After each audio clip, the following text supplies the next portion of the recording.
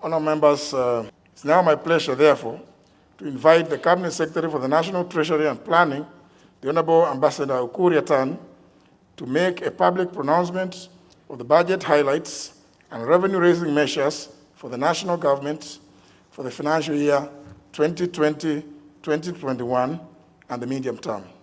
Cabinet Secretary, karibu.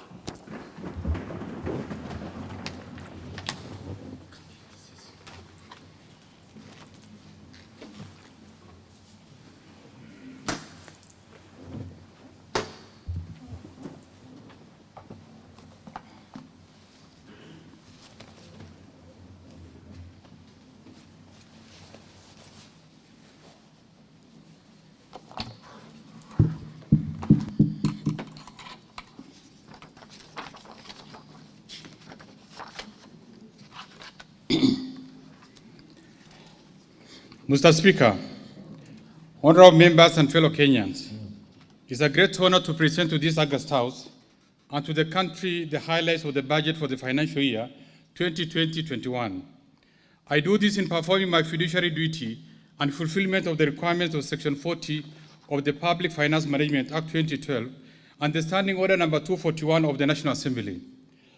Mr. Speaker, at the outset, allow me to take this early opportunity to express my sincere gratitude to His Excellency the President of the Republic of Kenya, Honorable Uhuru Kenyatta, for appointing me to the position of the Cabinet Secretary for the National Treasury and Planning to provide leadership in economic and financial affairs of the country. Mr. Speaker, allow me also to express my deep appreciation to the Chair and members of the Budget and Appropriation Committee, Finance and National Planning Committee, as well as the departmental committees of the National Assembly for their constructive engagement and support in the review of the financial year 2020-21 budget estimates and the financing measures. Mr. Speaker, in February 2020, we submitted to this House the 2020 budget policy statement. During that time, our financial projections assumed a normal operating environment.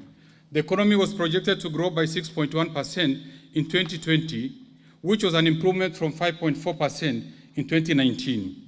Indeed, we had set on a conscious journey of fiscal consolidation, targeting a lower fiscal deficit of 6.3% of GDP in the financial year 2019-2020, 4.9% of GDP in 2020-21, and ultimately 3.0% of GDP over the medium term. This plan was premised on a strong revenue growth, reduction of non-core expenditures, and a gradual slowdown in the growth of the public debt. Mr. Speaker, you may recall that early in the year, this House considered our proposals and approved the economic and financial strategies in the 2020 budget policy statement. Mr. Speaker, the global outbreak and the rapid spread of the COVID-19 pandemic has led to the contraction of the global economy with disastrous consequences. The pandemic and the attendant containment measures aimed at saving lives have disrupted the business environment, including international trade, leading to loss of livelihood for millions of people globally. Mr. Speaker, Kenya has not been spared. Evidently, the pandemic and the swift containment measures, including the closure of the airspaces and borders, curfews and cessation of movements in some counties, among others, have not only disrupted our ways of lives and livelihoods, but to a great extent, business. These measures, including enforcement of basic hygiene and social distancing, were not only necessary but also timely, as they have indeed stemmed a surge of infections and loss of lives. In addition to the adverse effect of COVID-19 pandemic, our economy also experienced two other shocks. First, the massive invasion of swarms of desert locusts that damaged crops. Secondly, the floods that led to loss of lives and livelihoods, displacement of people, and destruction of infrastructure. Mr. Speaker, cognizant of the magnitude of the multiple challenges, particularly the COVID-19 pandemic, the government moved swiftly to intervene and implement a range of measures to mitigate against the adverse effects. Overall, these measures have provided the much-needed relief to the economy through injection of cash and provision of additional disposable incomes to the people and businesses. Mr. Speaker, the government also lowered the value-added tax rate from 16% to 14%, reduced tax rates from both corporate and personal income from 30% to 25%, and provided 100% tax relief for persons earning a gross monthly income of up to 24,000 Kenya shilling. Further, in order to support the micro, small, and medium enterprises, the turnover tax rate was lowered from 3% to 1%. Mr. Speaker, in order to support the economy, the government instituted various monetary policy measures to enhance credit access by the private sector at an affordable cost. This was achieved through introduction of central bank rates from 8.25% to 7% and lowering of the cash reserve ratio requirement from 5.2% to 4.25%. Consequently, this intervention released Kenya shilling 35 billion to commercial banks, allowing them flexibility with regard to requirements for loan classification and disposition. Indeed, since March 2020, banks have restructured loans in excess of Kenya shilling 360 billion, including Kenya shilling 190 billion of personal loans. Further, Mr. Speaker, listing with the credit reference bureaus of any person, micro, small, and medium enterprises, and corporate entities whose loan account falls overdue or is in arrears was temporarily suspended. In addition, in order to enhance liquidity for business, the government provided Kenya shilling 13.1 billion to settle verified pending bills owed by ministries and departments, and a further Kenya shilling 10 billion for payment of verified VAT refund claims. Mr. Speaker, to cushion the vulnerable in our society, particularly the emerging urban vulnerable, the government provided an additional Kenya shilling 10 billion to boost the ongoing traditional current cash transfer program. Similarly, the government allocated Kenya shilling 1 billion to recruit health workers to strengthen the health capital capacity of the Ministry of Health, while allocating Kenya shilling 400 million for food and non-food commodities for affected households. Mr. Speaker, the government also established the COVID-19 Emergency Response Fund to receive voluntary contribution from well-wishers towards defraying expenses associated with this pandemic. Mr. Speaker, in order to gainfully engage our youth, the government rolled out the Yatani program designed to improve public hygiene standards and undertake urban civil works. Already, 26,000 youth are engaged in the pilot phase. To further cushion citizens and business from the adverse effects of COVID-19 pandemic and to stimulate economic activity going forward, His Excellency the President, on May 23, 2020, unveiled an 8-point economic stimulus program. I'll be elaborating on the economic stimulus program later in my statement.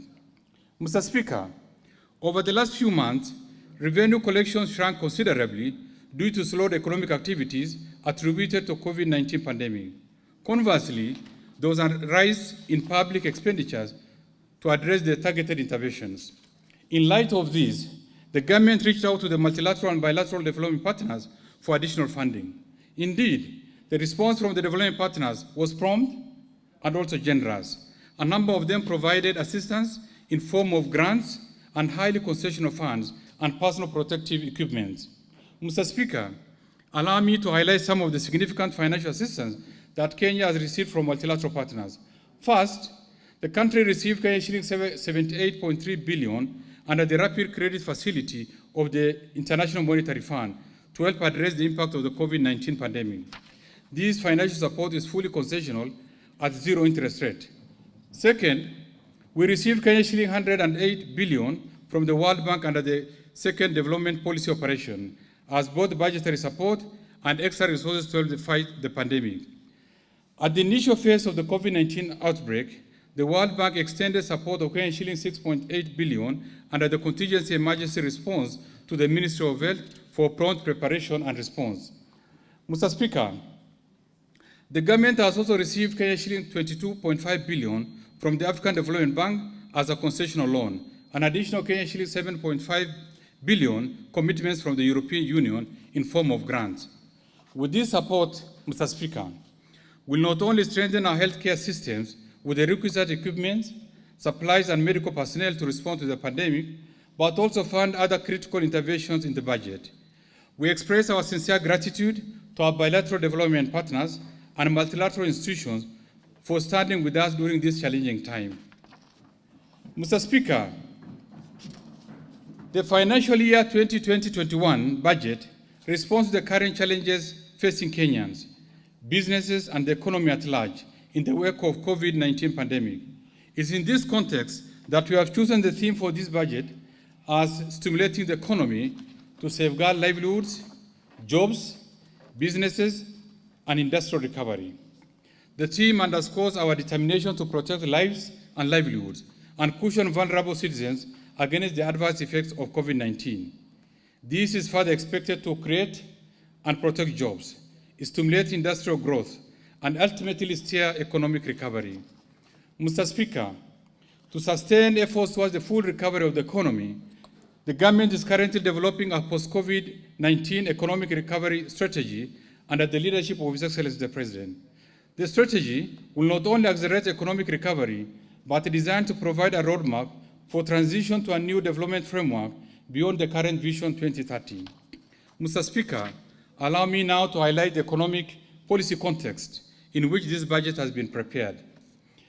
Mr. Speaker, in framing this budget, we have taken into account recent economic developments on the global and domestic scene. The budget was prepared against a background of a contracting global economy occasioned by the outbreak of the COVID-19 pandemic, which has disrupted most aspects of human life. Indeed, most world economies remain on lockdown. As a result, in April 2020, the IMF projected that the world economy will experience negative growth rate of 3% in 2020. This is worse than the growth rate reported during the 2008 and 2009 financial crisis. However, on a positive note, world economic growth is projected to rebound to 5.8% in 2021.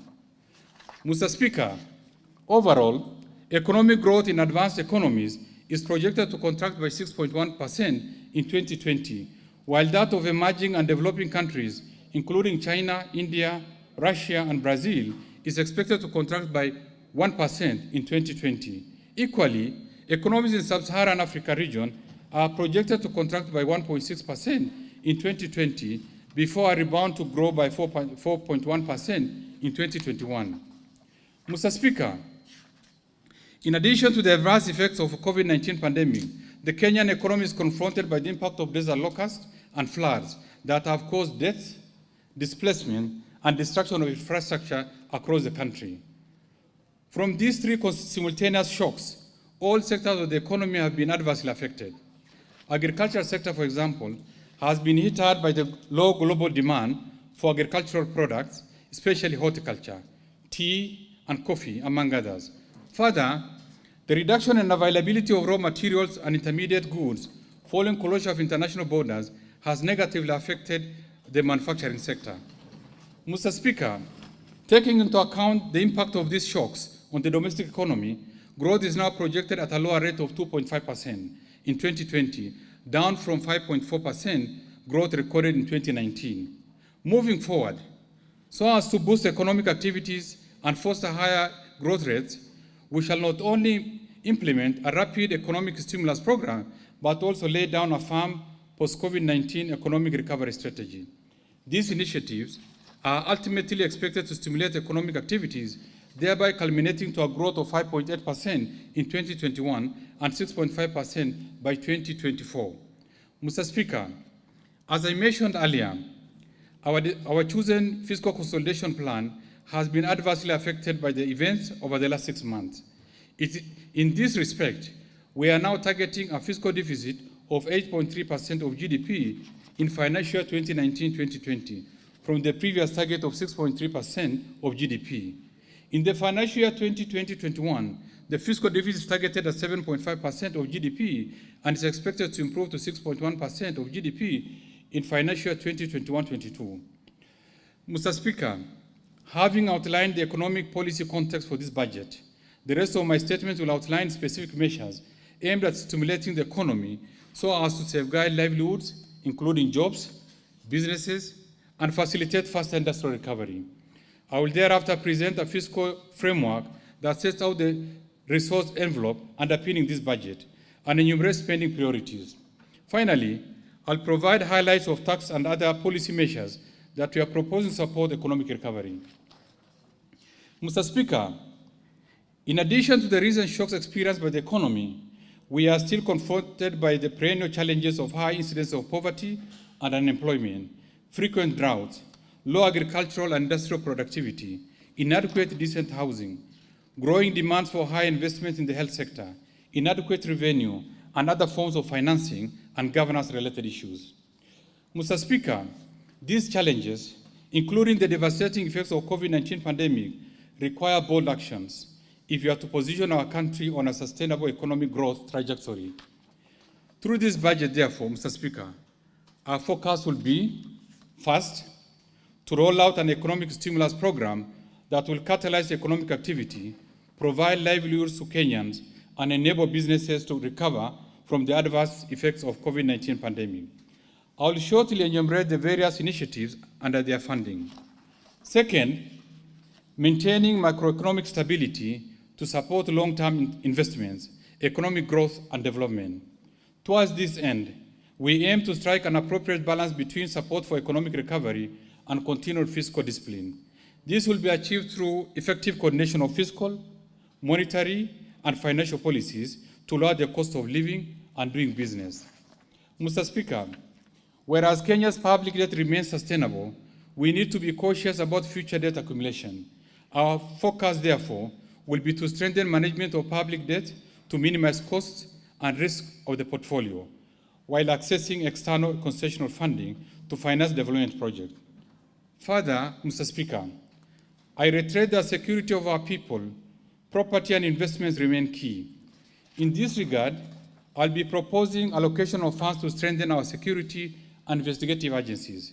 This is because a secure and conducive business environment will attract foreign direct investment that's necessary for economic recovery. Third, to support the recovery and growth of micro, small, and medium enterprises through various interventions, including operationalization of the Credit Guarantee Scheme. Mr. Speaker, to further expand opportunities for local enterprises and micro, small, and medium enterprises, we shall gazette and enforce the list of items for local procurement to promote the Buy Kenya, Build Kenya initiative. Fourth, to continue supporting implementation of the Big Four agenda. In this regard, therefore, Mr. Speaker, I will later in this statement be proposing allocation to the drivers and enablers of the Big Four agenda.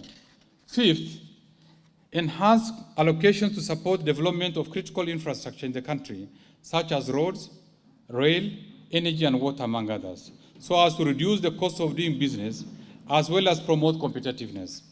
Sixth, increase resources to support the youth, women, and persons with disability to enable them actively contribute to economic recovery agenda. Seven, to scale up resource allocation to improve access to education, strengthen healthcare systems, and enhance cash transfers to support the vulnerable members of our society. Eighth, continue to facilitate county governments in strengthening their system to enhance service delivery. In this respect, I urge county governments which have not completed paying verified pending bills or to various suppliers to do so expeditiously. And ninth, implement various structural reforms to enhance the efficiency of public service delivery, while at the same time ensuring accountability for sustained macroeconomic and fiscal stability, better credit ratings, improve fiscal discipline, and minimize corruption. Mr. Speaker, allow me at this point to elaborate on the 8-point economic stimulus program that the government will be implementing to stimulate and sustain economic activities. I will thereafter briefly highlight plans for developing the post-COVID-19 economic recovery strategy, which is linked to the post-2030 vision. Mr. Speaker, the 8-point economic stimulus program targets to cushion vulnerable citizens and businesses, particularly those affected by the COVID-19 pandemic. The stimulus program will focus on keeping the food supply chains functional while promoting the use of locally produced goods and services, thus securing the livelihoods of daily wage earners. Mr. Speaker, we have set aside Kenya shilling 56.6 billion to cater for the various thematic areas of the program. Mr. Speaker, in the first theme covers the infrastructure and is designed to rehabilitate road networks across the country as a direct response to the damages occasioned by the recent heavy rains. The rehabilitation of access roads and footbridges will optimize the use of local labor and materials, thereby generating short-term employment for thousands of youth. Towards this end, I propose to allocate Kenya shilling 5 billion for rehabilitation of the damaged access roads and footbridges. Further, Mr. Speaker, to address the issue of youth unemployment and empowerment in urban informal settlement, I have set aside Kenya shilling 10 billion under the Kazi Mtaani program. This Kazi Mtaani program will be targeting unemployed youth in the major cities and urban settlements of Nairobi, Mombasa, Kisumu, Eldoret, Nakuru, and other major towns across the country. The youth will be engaged in fumigation, stormwater drainage works, cleaning of markets and informal settlements, rehabilitation and maintenance of access roads, footbridges and footpaths, and other environmental management activities. The Kazi Mtaani program targets to employ at least 200,000 youth. Mr. Speaker, the second theme seeks to improve education outcomes in the country. The objective is to get thousands of unemployed teachers off the bench and into action as intern teachers, while also supporting local artisans and builders' businesses. To meet this commitment, Kenya shilling 7.4 billion has been proposed. Mr. Speaker, out of these, Kenya shilling 2.1 billion will go to construction of additional classrooms in secondary schools. Kenya shilling 1.9 billion for provision of at least 250,000 locally fabricated desks for secondary and primary schools. Kenya shilling 700 million for capitation and improvement of infrastructure in low-cost boarding schools in arid and semi-arid lands using local labor. Kenya shilling 2.4 billion for recruitment of 10,000 intern teachers to support the 100% transition in schools, and Kenya shilling 300 million for recruitment of 1,000 ICT interns to support digital learning in public schools. Mr. Speaker, the third theme targets to support micro, small, and medium enterprises. Despite their important contribution, this sector has continued to face challenges of accessing credit due to lack of sufficient collateral, high cost of credit, and informal business structure. These challenges have been worsened by the COVID-19 pandemic. With the reduced turnover and disruptions in the market and supply chains, many micro, small, medium enterprises are unlikely to attract affordable and quality credit under the traditional arrangements. Mr. Speaker, in order to de-risk lending to the micro, small, and medium enterprise, I have set aside Kenya shilling 3 billion seed capital to operationalize the credit guarantee scheme. The scheme will enable the provision of affordable credit in an efficient and structured manner. In addition to this, we are also actively engaging a number of development agencies who have shown willingness to put in additional resources to support this scheme. Mr. Speaker, to further support and enhance the liquidity of these enterprises, I propose to fast-track payment of outstanding verified VAT refund claims and pending bills owed to businesses by allocating Kenya shilling 10 billion. This is in addition to the Kenya shilling 23.1 billion approved by this House in April 2020 in the supplementary budget for the same purpose. Mr. Speaker, the fourth theme prioritizes improvement in health outcomes. Evidently, the COVID-19 pandemic has overstretched our healthcare system. The government has made significant efforts to contain the spread of the virus through various protocols and containment measures, which entail promotion of hygiene and restriction of movements. Mr. Speaker, building on these measures in a way that ensures more Kenyans are gainfully engaged and support local industries, and to further enhance capacity of the healthcare system, Kenya shilling 1.2 billion is proposed for the recruitment of an additional cohort of 5,000 healthcare workers to support local health staff for a period of 1 year. This will enhance our COVID-19 response capabilities and strengthen implementation of the Universal Health Coverage Program. Mr. Speaker, we have also allocated an additional Kenya shilling 500 million to supply 20,000 locally made beds and beddings to public hospitals, and Kenya shilling 25 million to support the establishment of 50 modern walk-through sanitizers at our border points and main hospitals across the country. Mr. Speaker, the fifth theme will focus on agriculture and food security. I have set aside Kenya shilling 3 billion to subsidize the supply of farm inputs through the e-voucher system to reach 200,000 small-scale farmers. I have also allocated Kenyan shilling 3.5 billion for expanded community household irrigation. These will caution farmers from the adverse effects of weather and further secure food supply chains. Further, Mr. Speaker, I have set aside Kenyan shilling 1.5 billion to assist flower and horticultural farmers to access international market during this period when we are experiencing low cargo traffic in and out of the country. These interventions will support and sustain the farming communities as they will provide employment to thousands of workers in our agricultural sector. Mr. Speaker, the sixth theme for the program is to support the tourism sector. Tourism is one of the worst hit sectors by the pandemic. This is reflected by massive cancellation of hotel bookings occasioned by lockdown and travel bans imposed by various countries in an effort to minimize the spread of the virus. The resultant effect has been massive job and income losses by many Kenyans directly and indirectly employed in the tourism sector. In this regard, Mr. Speaker, to support this critical sector, the government has initiated a number of urgent measures, including a temporary lifting of the ban to hold meetings in private hotels by government agencies. The government has also waived landing and parking fees at our airports in order to facilitate movement of cargo in and out of Kenya. Going forward, Mr. Speaker, the government will scale up efforts to boost the tourism sector by promoting aggressive post-COVID-19 tourism marketing and providing support for hotel refurbishment through soft loans to be channeled through the Tourism Finance Corporation. Kenyan shilling 3 billion has been set aside to support renovation of facilities and the restructuring of business operations by actors in this industry. Mr. Speaker, the government will also provide grants to 160 community conservancies and support to Kenya Wildlife Services to engage 5,500 community scouts for a period of 1 year. To support these initiatives, I propose to set aside Kenyan shilling 2 billion in this budget. Mr. Speaker, the seventh theme seeks to improve environment, water and sanitation facilities, as well as mitigate the adverse effects of floods.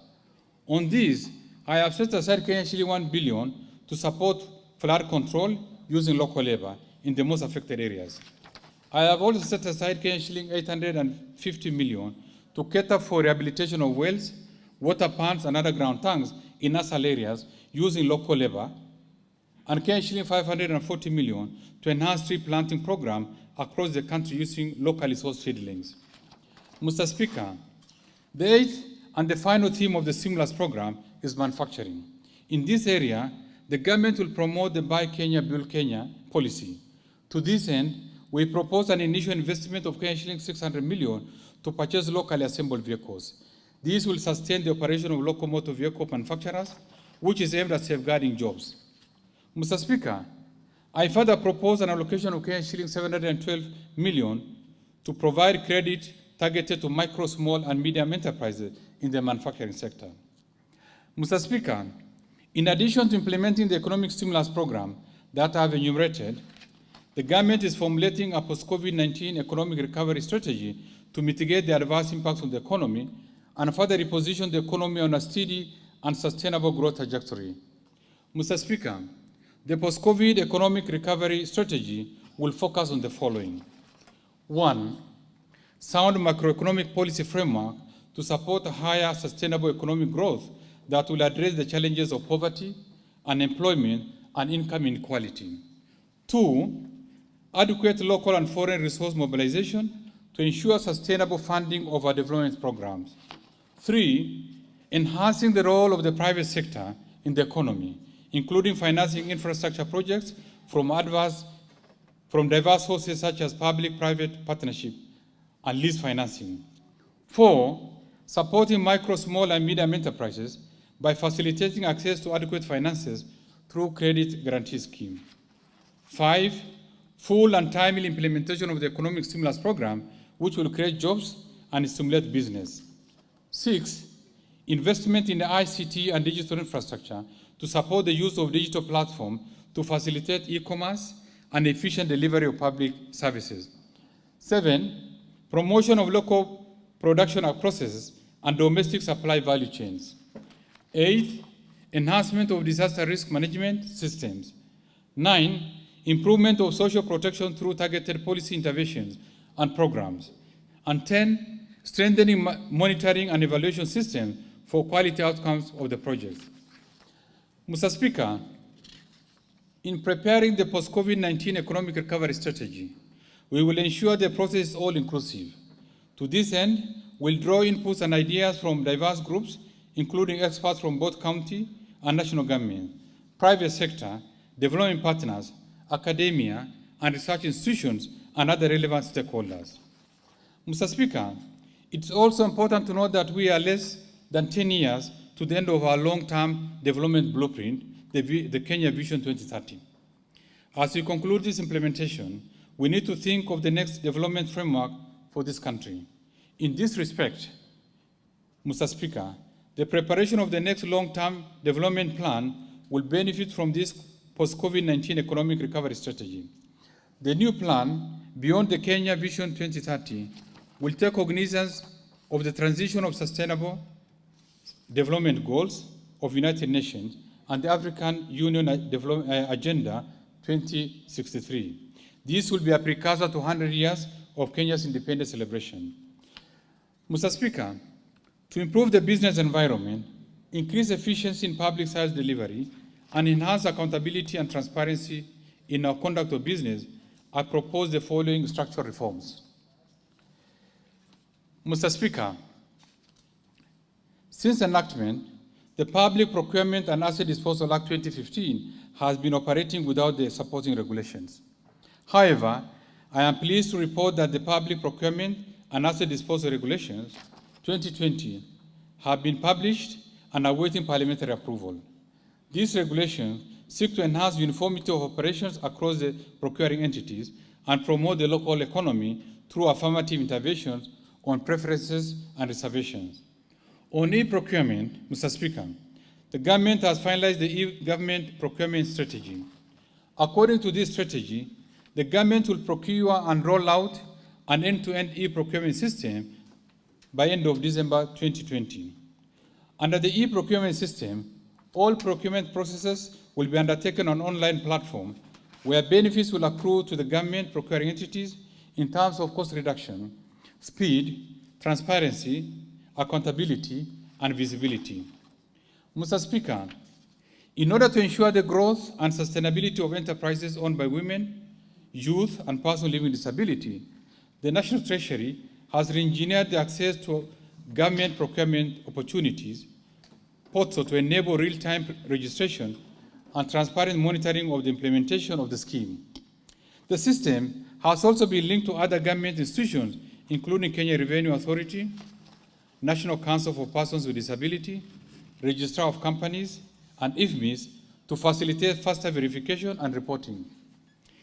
In addition, Mr. Speaker, the National Treasury has directed all procuring entities to ensure prompt payment for all contracts performed by these target groups.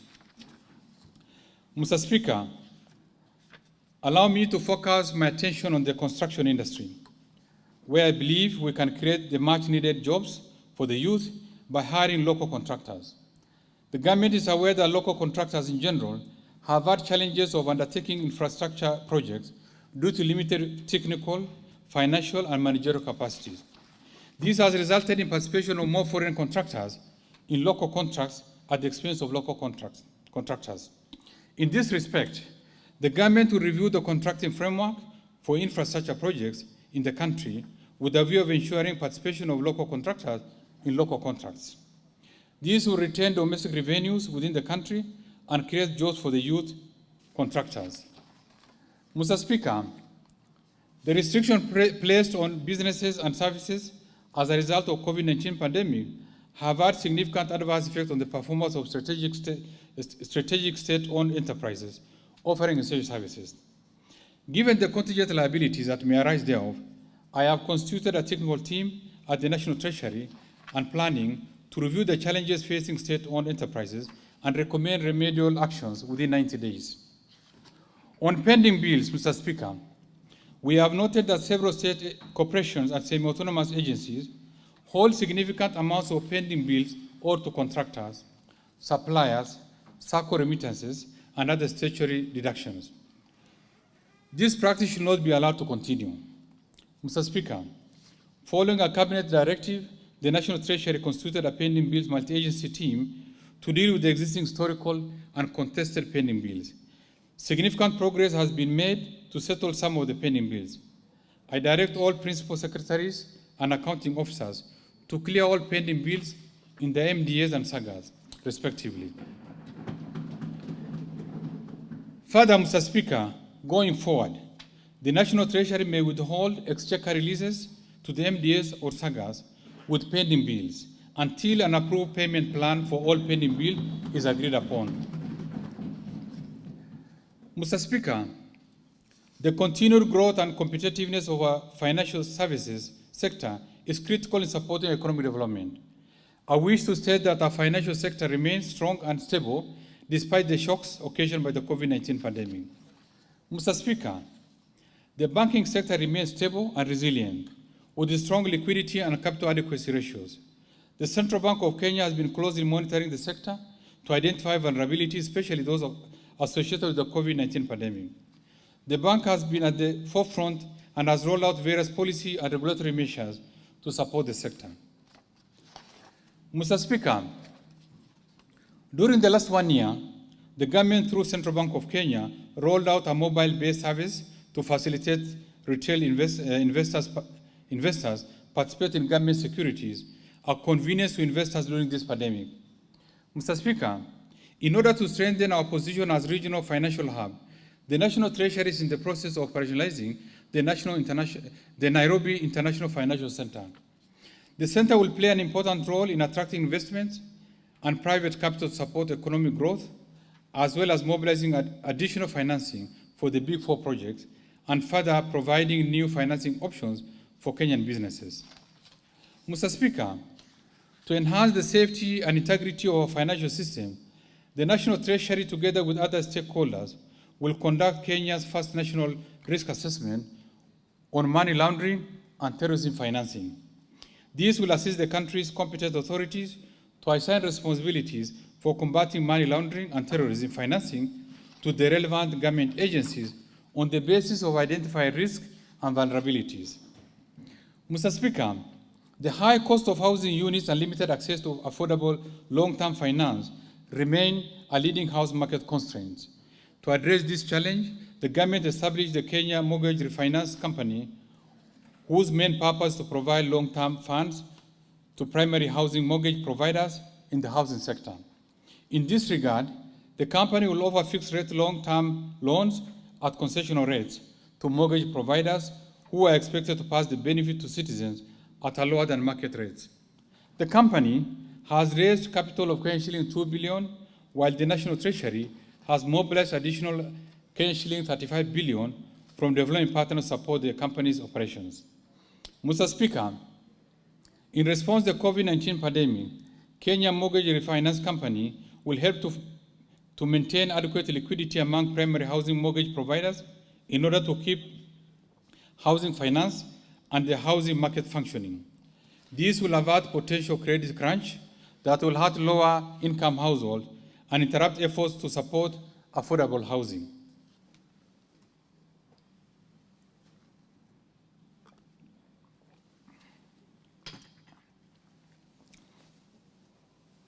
Mr. Speaker, the new company is also expected to play a significant role in the structuring of the proposed National Credit Guarantee Scheme in order to create an effective backstop mortgage guarantee component to cover the losses incurred by the lenders on future home loans. Mr. Speaker, in the year 2015, the investment guidelines under the retirement benefits regulations were amended to allow pension schemes to invest up to 10% of their assets in private equity funds and venture capital funds licensed by the Capital Markets Authority. However, the Capital Markets Act was not amended to provide for regulations of this private equity and the venture capital. In this regard, I have proposed amendment to the Capital Markets Act to provide for the regulation of private equity and venture capital companies by the authority.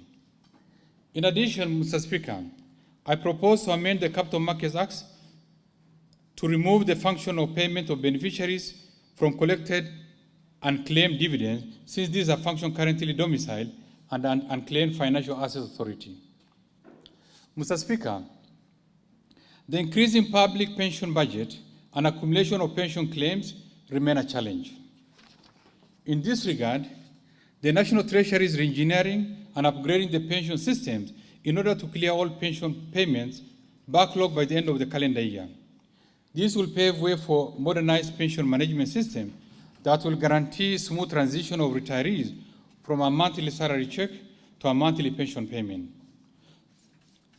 To ease the pension burden on the exchequer, the National Treasury is committed to roll out the Public Service Superannuation Scheme in the financial year 2020-21. Further, Mr. Speaker, to support the pension sector in general, the government is developing a national retirement benefits policy that will harmonize all pension laws. This will strengthen the legal and regulatory framework to achieve a comprehensive pension coverage across the formal and informal sectors and better protect the interests of beneficiaries and rights of pension contributors. Mr. Speaker, in September 2019, this House approved the County Government Retirement Scheme, which provides for the establishment of an umbrella retirement scheme for county government. Thereafter, petitions were filed in courts challenging the law, thus paralyzing its operation. To this effect, the National Treasury undertakes to pursue all legal means to resolve this matter and ensure that county government employees have a scheme that safeguards members' pensions. Mr. Speaker, further, the government is working on establishing a national micro-pension scheme with a sustainable model that combines long-term saving with short-term needs that will be open to all marginalized informal workers who constitute over 80% of Kenya's labor force. Mr. Speaker, the Retirement Benefits Authority Act does not provide for sanctions in case of failure or delay in submission of the actuarial evaluation reports within the specified period. In this regard, I propose to amend the Retirement Benefits Authority Act to impose a penalty to pension schemes who fail to submit actuarial evaluation reports to the authority within the specified timeline. The actuarial evaluation reports are important in determining the performance of the scheme. Mr. Speaker, framework for responding to disasters in Kenya are fragmented across laws. These has hampered the ability of government to respond to disasters more effectively. To address this challenge, the government will develop a harmonized disaster risk management legal framework to guide the management of disasters in Kenya. To this end, we shall also finalize the Disaster Management Fund regulations to facilitate effective and efficient response to disasters in a more coordinated manner. Mr. Speaker, globally, climate change is a key concern, like other counties. The Kenyan economy is vulnerable to its effects. Over the last 10 years, we have experienced increased frequency and intensity of extreme weather. Mr. Speaker, in order to minimize the adverse effects of this phenomenon on the economy, we need to pursue a green economic development path. In this regard, the National Treasury proposed to tap into the green climate financing by issuing the first sovereign green bond to finance major infrastructure projects in the financial 2020-21. These proceeds will be directed towards green projects at both the national and county level. Mr. Speaker, execution of the budget for 2019-2020 has progressed well despite the challenges of reduced revenue performance. The COVID-19 pandemic has not only worsened revenue performance in 2019-2020, but will affect revenue in 2020-21 budget. In particular, import-related taxes such as import duty, VAT on imports, import declaration fees, and rural development levy have been negatively affected due to lower imports and reduction of trade among countries. Further, other domestic taxes have been severely affected by declining incomes and depressed consumptions. As noted earlier in my statement, in order to cushion Kenyans against the adverse impact of the pandemic and to further increase liquidity in the economy, the government lowered tax rates for corporate and personal incomes, turnover tax, value-added tax, and provided tax relief to low-income earners and employees. These measures are estimated to cost the exchequer Kenya 172 billion in revenue foregone by government in one financial year. Mr. Speaker, In order to recoup part of this revenue loss, we submitted this House proposals to lower the level of tax exemptions.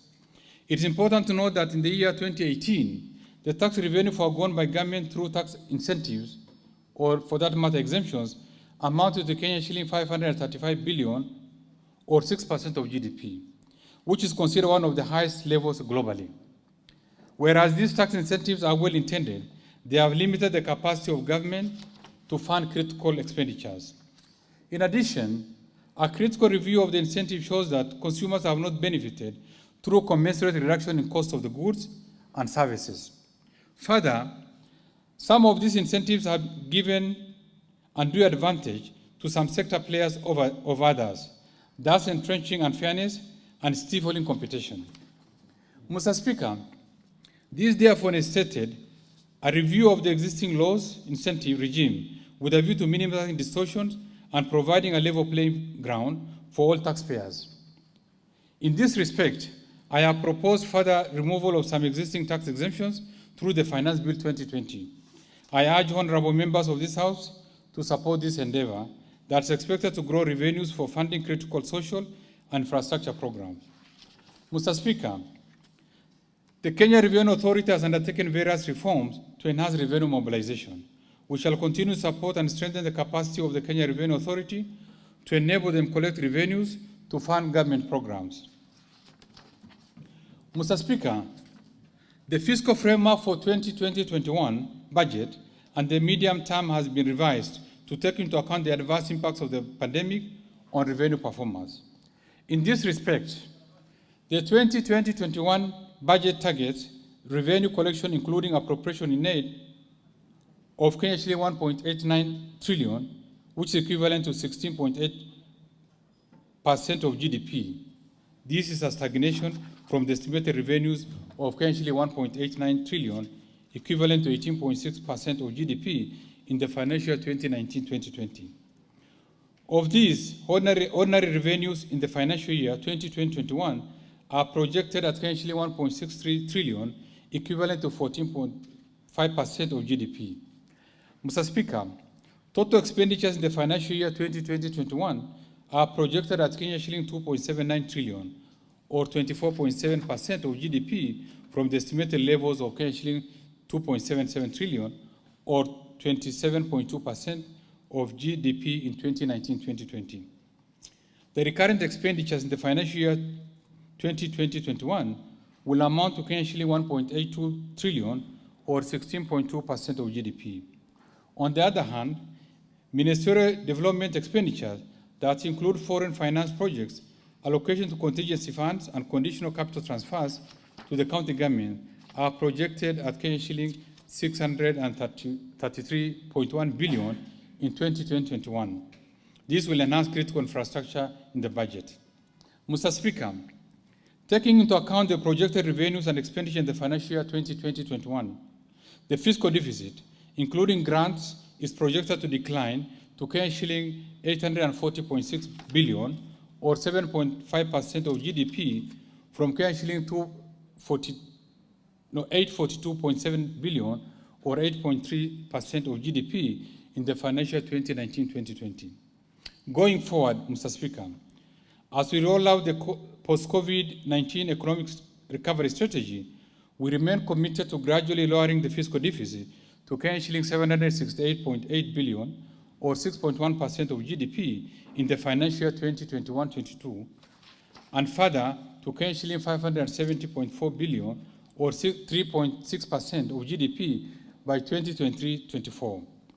In the financial year 2020-21, the fiscal deficit of Kenya shilling 840.6 billion will be financed through net external financing of Kenya shilling 347 billion, or 3.1% of GDP, net financing of Kenya shilling 493.4 billion, or 4.4% of GDP, and other net domestic repayment of Kenya shilling 627 million.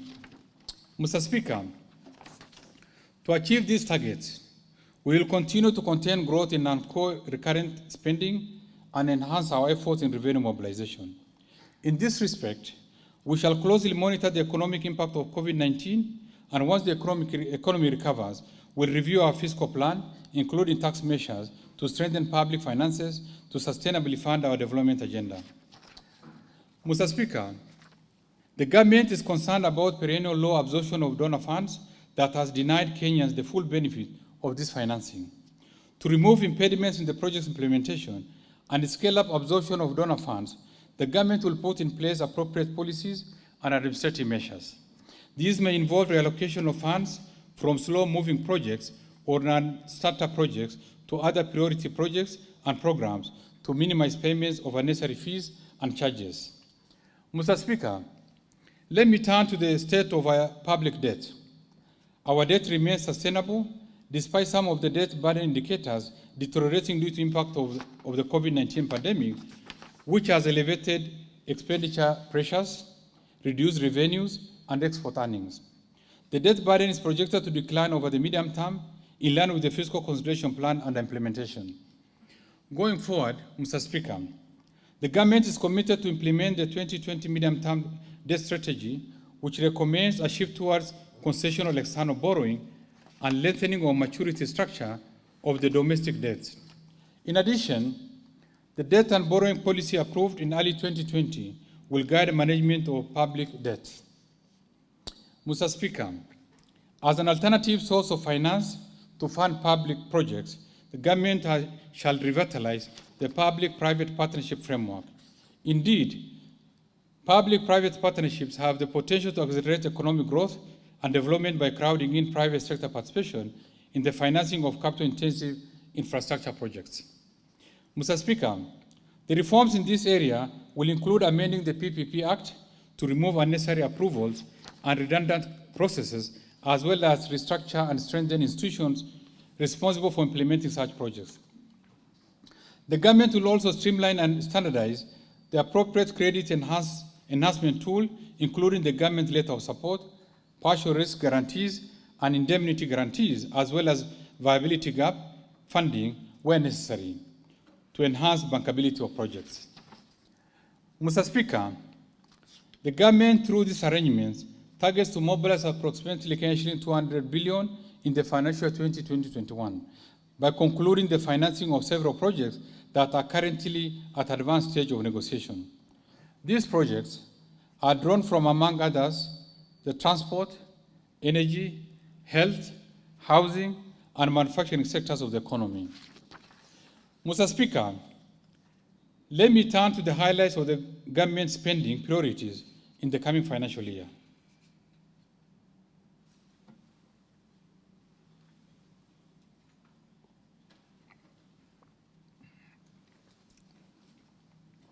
The total program spending for the financial 2020-21, excluding redemptions, amounts to shilling 2.79 trillion. Mr. Speaker, the budget for financial 2020-21 will continue the implementation of the Big Four agenda. Thus, the targeted expenditures prioritize employment creation, youth empowerment, supporting manufacturing activities, enhancing health coverage, improving food security, and living conditions through affordable housing. To support these initiatives, I have set aside shilling 128.3 billion for the Big Four agenda drivers and enablers. Mr. Speaker, the government continues to prioritize healthcare by scaling up universal health coverage to all the counties. To improve health outcomes, I have proposed an allocation of shilling 111.7 billion to the health sector in this budget. Out of this, shilling 50.3 billion is for activities and programs for the attainment of universal health coverage by the drivers and enablers. Mr. Speaker, the budget for the health sector includes shilling 19.2 billion to address and lower cases of HIV, malaria, and tuberculosis in the country. Shilling 6.2 billion for the managed service equipment. Shilling 5.3 billion to transform the healthcare systems for universal health coverage. Shilling 4.1 billion to cater for free maternity health care. And shilling 1.8 billion to provide medical cover for the elderly and severely disabled in our society. Mr. Speaker, other allocations to improve health service delivery includes shilling 15 billion for Kenyatta National Hospital, Kenya shilling 10 billion for the Moi Teaching and Referral Hospital, Kenya shilling 7.2 billion for Kenya Medical Training Centers, Kenya shilling 2.5 billion for the Kenya Medical Research Institute, Kenya shilling 1.2 billion to Madari Hospital, and Kenya shilling 4.3 billion as a conditional grant to level 5 hospitals in the counties. Mr. Speaker, to ensure the success of affordable housing program, the government continues to forge partnerships with the private sector and development partners. In this budget, I have proposed an allocation of shilling 15.5 billion to the housing, urban development, and public works sector. Out of these, shilling 6.9 billion will cater for the affordable housing program undertaken by the driver and enablers. We are also concluding discussions to bring on board an additional shilling 3.6 billion from the African Development Bank, shilling 7.5 billion for the Kenya Urban Program, and shilling 1.1 billion for the ongoing construction of Gikomba, Githurai, Chaka, Kamkunji, and Agoreti markets. Mr. Speaker, the government continues to scale up reforms to promote investment in the manufacturing sector to support and protect local industries. To promote local industries, I have proposed an allocation of shilling 18.3 billion for this cluster. Of these, shilling 1.4 billion will go to the Kenya Industrial Entrepreneurship Project, shilling 3.5 billion for the development of Special Economic Zone, Textile Park in Naivasha, Kenanie Leather Industrial Park, and at the River Textile Hub. In addition, Mr. Speaker, I have set aside shilling 843 million to support modernization of Rivertex, shilling 800 million for the development of various micro, small, and medium enterprises in Kenya, shilling 715 million for the Kenya Youth Empowerment and Opportunities Project, shilling 500 million to support the dairy processing, and shilling 3 billion for the Ongokundu Special Economic Zone. Mr. Speaker, the government remains committed to reducing the number of food insecure Kenyans. Towards this end, the government will continue to expand irrigation schemes, support large-scale production of staples, increase access to agricultural inputs, implement programs to support smallholder farmers, and promote the use of appropriate farming techniques. Mr. Speaker, to support these initiatives, I have set aside shilling 52.8 billion for food and nutritional security. Out of this, shilling 10.6 billion has been proposed for the Kenya Climate Smart Agriculture Project, shilling 5.5 billion for the National Agricultural and Rural Inclusivity Project, shilling 4.1 billion for the Kenya Cereal Enhancement Program, shilling 730 million for the Food Security and Crop Diversification Project, and shilling 10 billion for irrigation land reclamation. Mr. Speaker, other proposed allocations include shilling 1.8 billion to enhance aquaculture business development project, shilling 1.4 billion to support small-scale irrigation and value addition, shilling 1.3 billion to enhance resilience of pastoral communities, shilling 1.1 billion to enhance drought resilience and sustainable livelihood, shilling 1.6 billion to support processing and registration of title deeds, and shilling 500 million to advance agricultural loans through Agricultural Finance Corporation. Mr. Speaker, allow me to turn to other proposed expenditures that are critical in this budget. Mr. Speaker, the government continues to scale up the construction of a robust network of high-quality roads, railways, sea, and airports to enable Kenyans to enjoy the benefits of expanded infrastructure assets and improve our competitiveness. Towards this end, I propose an allocation of shilling 172.4 billion. This is in addition to allocation that I have already set aside for the Economic Stimulus Program and the Big Four agenda, which support construction of roads and bridges, as well as their rehabilitation and maintenance.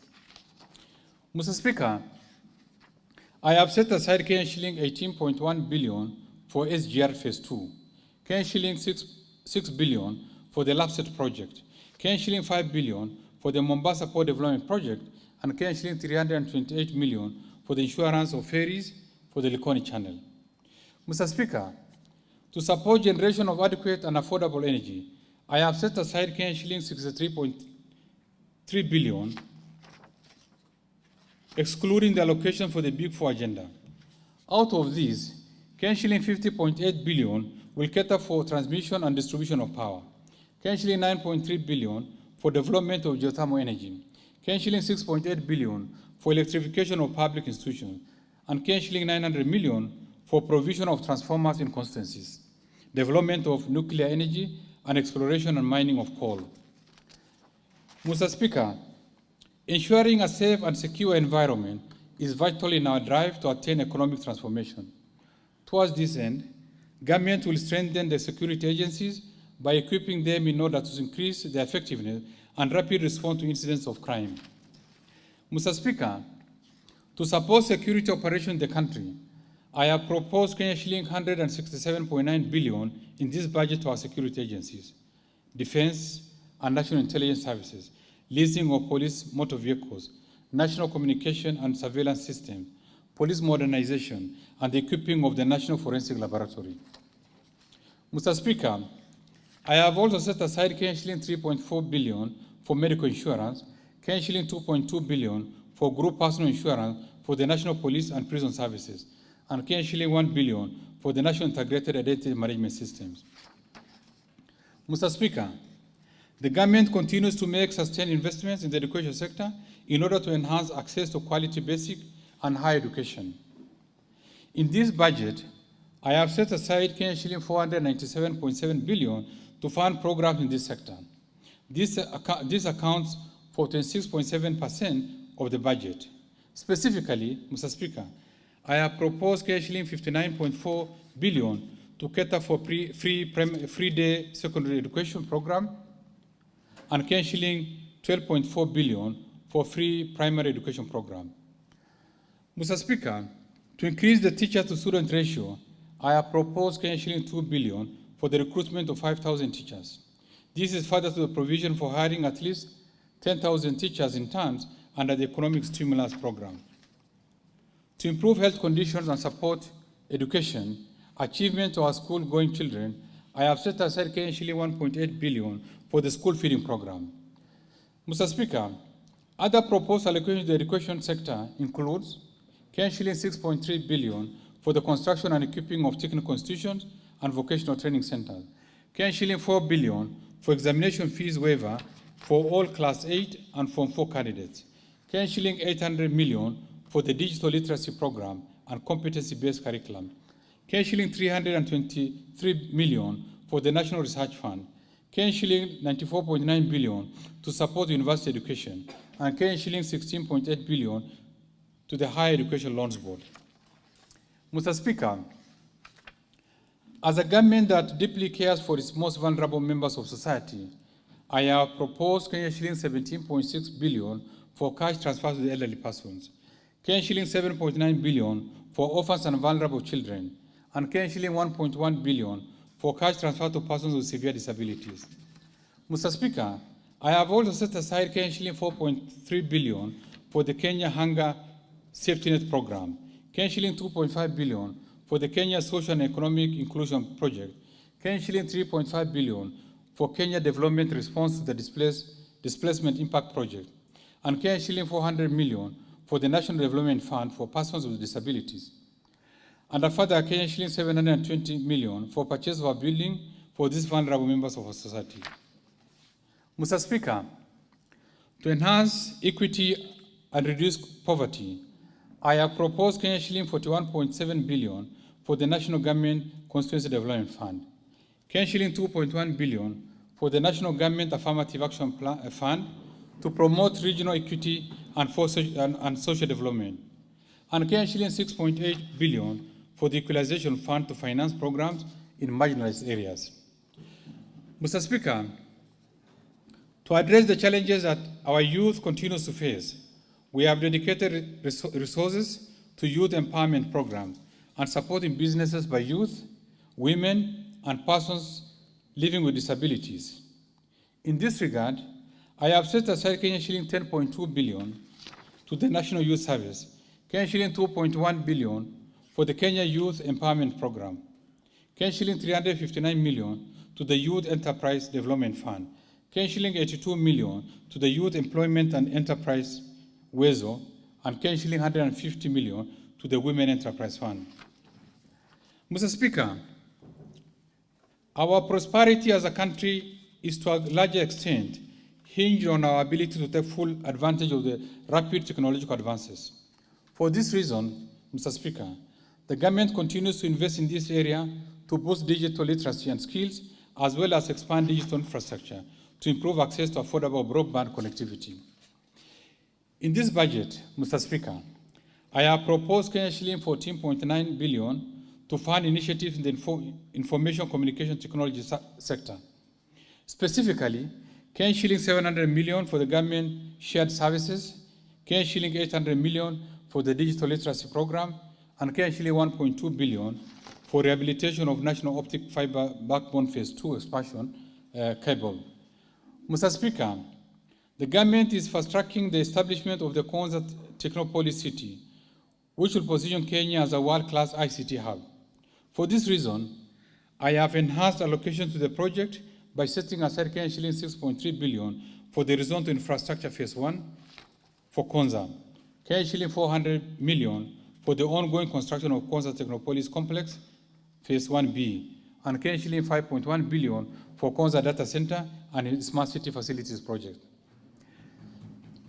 Mr. Speaker, sports, culture, tourism, and arts contribute immensely to our economic development by boosting job creation for our youth and generating foreign exchange. To support this sector, I propose an allocation of shilling 14 billion to the Sports, Arts, and Social Development Fund.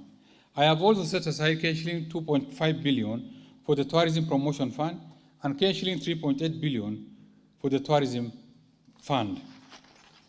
Mr. Speaker, the government continues to invest in clean water supply and put in place measures to control floods and harvest rainwater, as well as protect the environment. In this budget, Mr. Speaker, I have set aside shilling 82.7 billion to support environment and water conservation. In particular, shilling 42.6 billion is geared towards the development of water and sewerage infrastructure. Shilling 10.9 billion for the management of water resources, and shilling 8.6 billion to support water storage and flood control. This includes shilling 500 million earmarked for the initial works for the construction of Korusoin Dam along River Nyando, and shilling 1.3 billion for water harvesting and storage for irrigation. Mr. Speaker, I have also set aside shilling 10.9 billion to support conservation of forests and water towers. Shilling 10 billion for irrigation and land reclamation, shilling 10.8 billion for wildlife conservation and management, shilling 2.7 billion for environmental management and protection, and shilling 1.6 billion for meteorological services. This allocation excludes the provision under the Economic Stimulus Program and the Big Four agenda.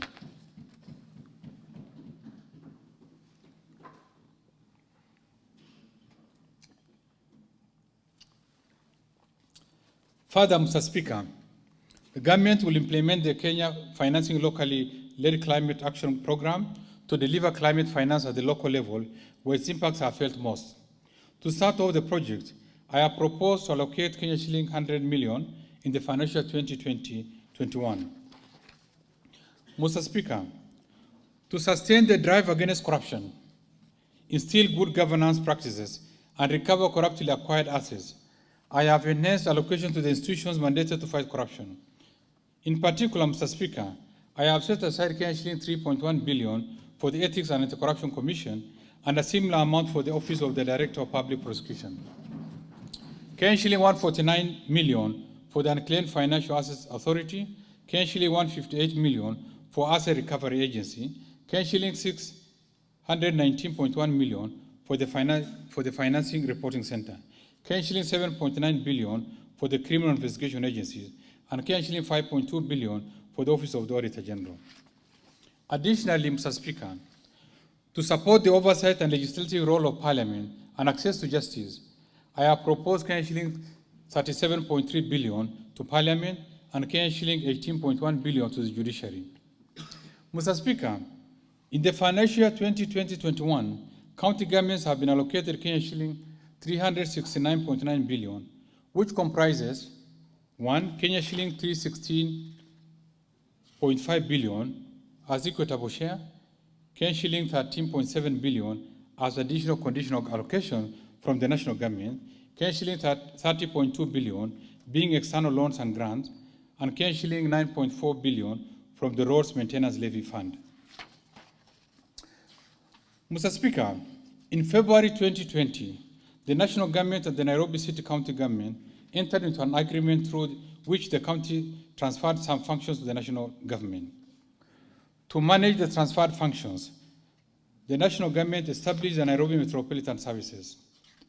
In order to facilitate performance of the transferred functions, the Nairobi Metropolitan Services has been allocated shilling 26.4 billion in the financial 2020-21, which includes shilling 15.95 billion from the Nairobi County's equitable revenue share for the financial 2020-21, and shilling 660 million as additional conditional allocations related to the transferred functions. The balance of shilling 9.78 billion will come from the county's local revenue. The NMS has also been allocated shilling 1.5 billion from the national government's equitable revenue share to finance the Ukur renewal project. Mr. Speaker, further to the Presidential Directive of February 2019, the National Treasury, jointly with other stakeholders, has finalized the development of an integrated development management system for county government. The system, which is aimed at eliminating leakages and high revenue collection costs of the county, is expected to be in place by the end of the financial year 2020-21. Mr. Speaker, I'm aware that the county government's Revenue Raising Process Bill 2018, which was sponsored by the National Treasury, has recently elapsed. In this context, I have resubmitted the draft bill to the Attorney General so that it may be reintroduced in Parliament. The principle underlying the proposed legislation is that counties may not impose, vary, or waive a tax, fee, or any other charge in a way that materially and unreasonably prejudices national economic policies, economic activities across county boundaries, and the national mobility of goods, services, capital, or labor. I appeal to honorable members to reconsider the merits of this proposed legislation, which was developed through widely consultative approach that incorporated all key actors, including institutions of Parliament. Mr. Speaker, in line with the Presidential Directive on the settlement of pending bills, shilling 36.7 billion, representing 71.5% of the total eligible bills verified by the Auditor General, has been settled by the county government as at May 2020. I urge county government to clear outstanding bills by 30th of June 2020 and ensure no further build-up of expenditure arrears. Mr. Speaker, in the financial 2020-21, beneficiary counties have been allocated shilling 6.8 billion under the Equalization Fund. I am aware that there are disbursement arrears, and I wish to give an assurance that future allocations will be enhanced to make up for the shortfalls. Mr. Speaker, in a High Court ruling of November 2019, the guidelines on administration of Equalization Fund were declared unconstitutional, null and void. Effectively, the Fund's Advisory Board was disbanded and all operations halted, including payments for ongoing projects. The ruling directed that the National Treasury to develop a new Equalization Fund statutory instrument. In compliance with the ruling, a new draft statutory instrument for the fund has been developed and is ready for gazettement and tabling before Parliament. I'm also aware, Mr. Speaker, the existence of a 2019 private members' bill on the Equalization Fund, which was passed by the National Assembly and is currently before the Senate. In this context, I wish to propose honorable members to initiate a process to harmonize efforts to achieve sustainable administration of this fund. Mr. Speaker, the Constitution requires the 2/3 levels of government to conduct their mutual relations based on consultation and considerations, and to respect the functional and institutional integrity of government at other levels. The objective is to achieve whole government approach to provide synergies and common sense delivery solutions. Mr. Speaker, towards this end, the government will leverage on the intergovernmental framework for the implementation of national government programs and projects at counties formulated in 2019 to harmonize implementation of plans such as the Big Four development agenda, as well as policies between the two levels of government, including planning and budgeting. This is part of efforts to achieve an all-government approach to development. Mr. Speaker, the rest of my statement is on tax measures for the financial 2020-21 budget contained in the Finance Bill 2020, which I submitted to this House in April 2020, in line with the requirements of the Public Finance Management Act 2012. Further, I will highlight measures on cushion duty as agreed at the regional level during the East African Community Pre-Budget Consultation meeting for the financial year 2020-21. These measures are expected to generate about Kenyan shilling 38.9 billion in tax revenue to the Exchequer. Mr. Speaker, manufacturing is a major pillar in the Big Four agenda, where the government aims to increase the contribution of the sector to GDP from about 8% to 15% by 2022. In this regard, I have proposed at the regional level measures aimed at promoting local manufacturing and also measures to ensure that locally manufactured products are competitive. Mr. Speaker, the customs measures that have been agreed upon at the regional level shall, in accordance with the East African Community practice, be effective from 1st July 2020. I wish to highlight a few of the measures that have direct impact on Kenyan manufacturers. Mr. Speaker, our metal and allied sector continues to face stiff competition from imported iron and steel products. In order to protect the sector, the rate of import duty of 35% with the corresponding specific rates on a wide range of these products have been maintained for another year. Kenya has sufficient capacity to produce paper and paperboard products. In order to protect manufacturers of these products from cheap imported products, we have maintained the import duty rate at 25% for another 1 year. Mr. Speaker, Kenya has capacity to manufacture baby diapers. However, the imports used in manufacturing these products attract import duty. In order to support manufacturing of the products locally, all inputs for manufacturing of baby diapers will be imported duty-free under the South African Community Duty Remission Scheme. In addition, to promote local production of new clothing and apparels, including fashion and design, imports used in the textile and apparel sector will be imported duty-free under the scheme. Mr. Speaker, the telecommunications sector provides good opportunities for innovations, particularly for our youth. In order to stir growth in this sector and encourage local investment, import for assembly or manufacture of mobile phones will be imported duty-free under the South African Community Duty Remission Scheme. Mr. Speaker, leather and footwear sector has capacity for manufacturing footwear considering we have adequate raw materials. It is important for this sector to be protected from cheap imported products in order to encourage investments in the sector. In this regard, we have maintained the specific rates of duty in addition to 25% duty rate, which were granted last year. This will also safeguard government revenues by curbing undervaluation of such imported products. Mr. Speaker, there is need to protect local producers of electrical parts and accessories. In this regard, we shall be applying the imported duty rate of 35% instead of 25% on such products for 1 year. Mr. Speaker, the East African Community region has agreed to grant duty remission on raw materials and imports for manufacture of masks, sanitizers, ventilators, and personal protective equipment, including coveralls and face shield. This will enhance measures aimed at containing COVID-19 in addition to encouraging local production of such products.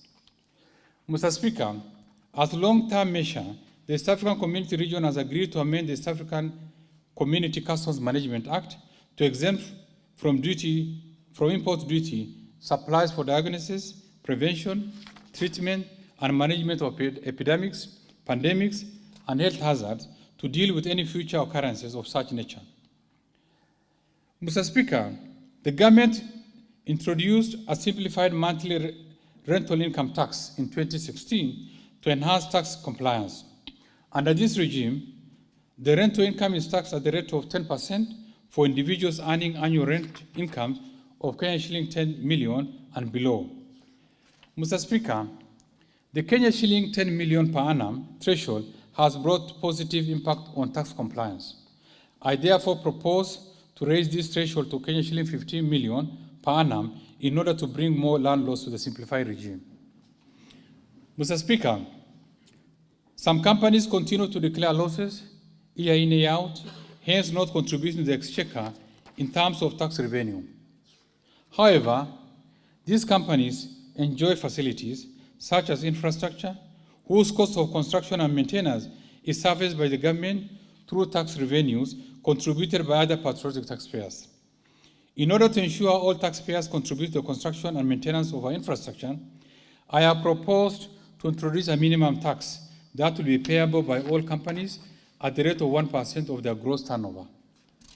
Mr. Speaker, with the first advancement in technology, many business transactions are increasingly being carried out through digital platforms.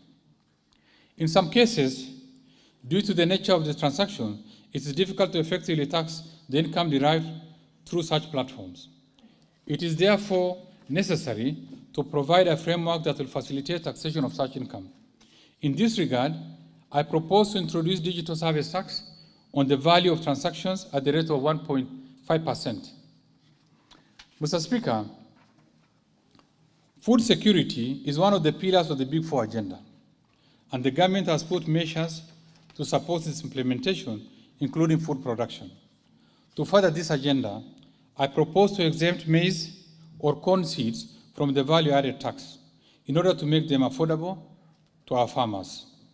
Further, I have proposed to exempt ambulance services from VAT in addition to medical, nursing, and dental services, which are currently exempt from VAT to cushion Kenyans from the high cost of such services. Mr. Speaker, to enhance tax compliance, I propose to introduce a voluntary disclosure program to allow Kenyans who in the last 5 years may have inadvertently made omissions in their tax returns to voluntarily disclose such omission and pay tax due. The program will run for 3 years. In order to encourage uptake of this program, I further propose to grant relief for penalties and interest in respect of the tax disclosed after payment of the principal tax. Mr. Speaker, currently, imports by Kenya Defense Forces and the National Police Services are charged import declaration fee and railway development levy. These charges reduce budgetary allocation of these institutions. I have therefore proposed to exempt from both the import declaration fee and railway development levy on all goods, including materials, supplies, equipment, machinery, and motor vehicles imported for official use by the Kenya Defense Forces and the National Police Service. Mr. Speaker, the government has been encouraging investments under the public-private partnership, particularly in the road sector. To further such partnerships, I propose to amend the Public Roads Toll Act to enable the persons who enter into an agreement with the government to collect road tolls on roads constructed and managed under such agreements. Mr. Speaker, the budget I have presented today involved making hard decisions in the quest to move our country forward. Faced with limited resources, the balancing has not been easy. We have channeled resources to cushion citizens and businesses from the adverse effects of COVID-19 pandemic, as well as interventions to support economic recovery. I firmly believe that the measures spelled out in this budget will create more jobs and transform the lives of Kenyans. Mr. Speaker, at the heart of these measures is our commitment to protect the lives and livelihood of citizens and support recovery of business. I believe that working together, we will withstand the current storm as we have done in the past. Mr. Speaker, at this juncture, allow me to express my gratitude to His Excellency the President for his leadership and wise counsel in the management of economic and financial policies of this country. I would also like to thank my fellow cabinet secretaries, principal secretaries, and their staff for contribution to the financial 2020-21 budget process. For their support during the preparation and approval of this budget, may I sincerely appreciate. My appreciation goes to honorable speakers of both National Assembly and the Senate and their respective clerks for overseeing the approval of submissions on the budget estimates, the financial 2020-21. Majority Leader, especially Honorable Duale of the National Assembly, as well as the Majority Leader of the Senate, Honorable Pugisio, for their relentless support to get most of the legislative proposals on finance matters passed through Parliament. Members of the Budget and Appropriation Committee, led by the Chairman and the Parliamentary Budget Office, for the constructive and comprehensive engagements in their approval process for the budget estimates for financial year 2020-21. Members of the Departmental Committee on the Finance and National Planning, led by Honorable the Chair, for their commitment and diligence in the approval of various tax laws process during the year.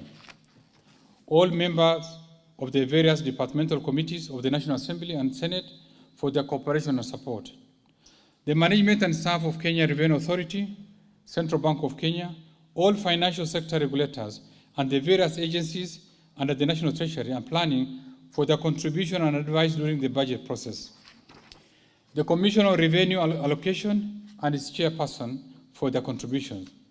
Management and staff of National Treasury, under the leadership of the Principal Secretary, Dr. Muya, the officers tirelessly worked long hours, including most weekends and holidays, notwithstanding the constraining COVID-19 environment, to ensure that all budget and economic documents for the financial 2020-21 are produced not only timely, but of high quality. These are the unsung heroes of this nation, and I appreciate the extra effort in this exercise. The management and staff of the State Department for Planning for the support, staff from the Attorney General's Office, our multilateral and bilateral development partners, as well as the private sector for their contribution to our development agenda through their technical and financial support, and the members of the fourth estate for actively keeping Kenyans informed of the developments in the country and their budget process for the financial year 2020-21. And finally, Mr. Speaker, I must express my sincere gratitude to Kenyans from all parts of the country for their insightful contributions, proposals, and suggestions as we finalize this budget. In conclusion, Mr. Speaker, the impact of COVID-19 pandemic has been disruptive to our lives. I call upon Kenyans to pull together in the fight against the pandemic. Let us give safety and security of each other a priority. Follow the mandatory guidelines issued by the government on COVID-19 prevention as the country carefully and slowly begins to reopen for business and economic recovery. Mr. Speaker, I wish to thank our gallant health personnel who are on the front line of the COVID-19 war. Indeed, we can't thank them enough. May God bless them and their families for putting their lives as a shield for the rest of us against the virus.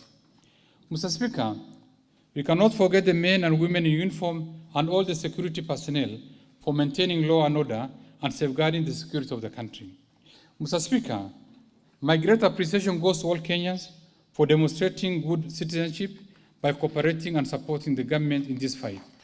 Together,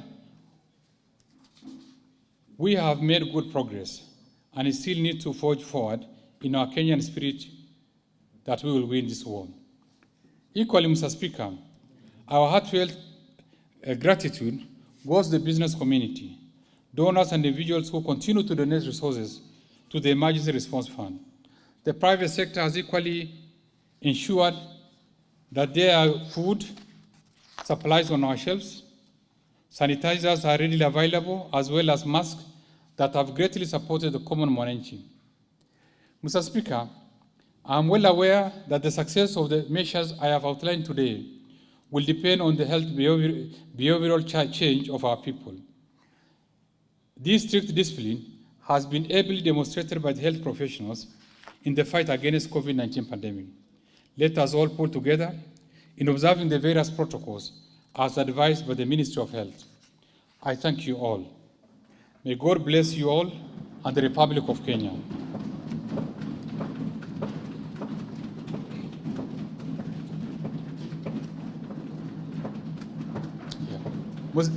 Mr. Speaker, in April 2020, I submitted the budget estimates together with accompanying documents.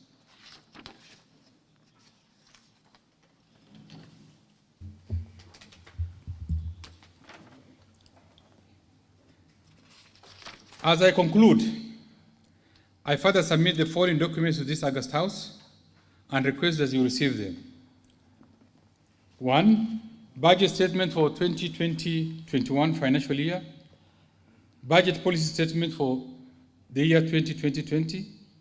Estimates of the revenue grants and loans for financial year 2020-21 budget. Financial statement for financial year 2020-21 budget. 2020 medium-term debt management strategy.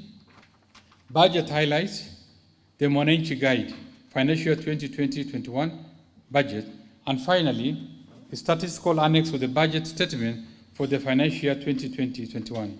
Thank you, Honorable Speaker.